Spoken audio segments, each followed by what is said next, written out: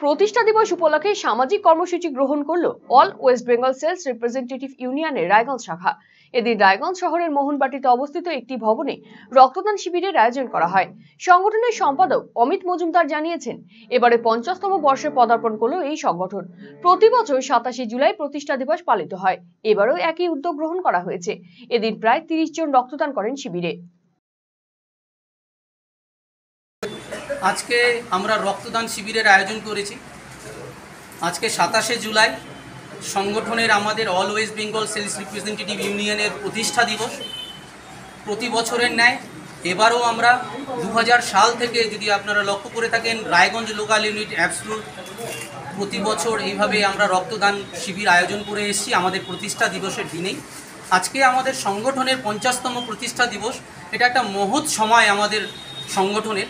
সেই পরিসরে আজকে আমরা একটা রক্তদান শিবিরের আয়োজন করেছি। তো এই মহৎ কাজে আমাদের যে সদস্যরা রয়েছে তারা ব্লাড ডোনেট করে এই দিনটিকে উদযাপিত করবে। কতজন আজকে রক্ত দেবে? মোটামুটি 25 থেকে 30 জন আমরা অনুমান করছি আজকে ব্লাড ডোনেট করবেন।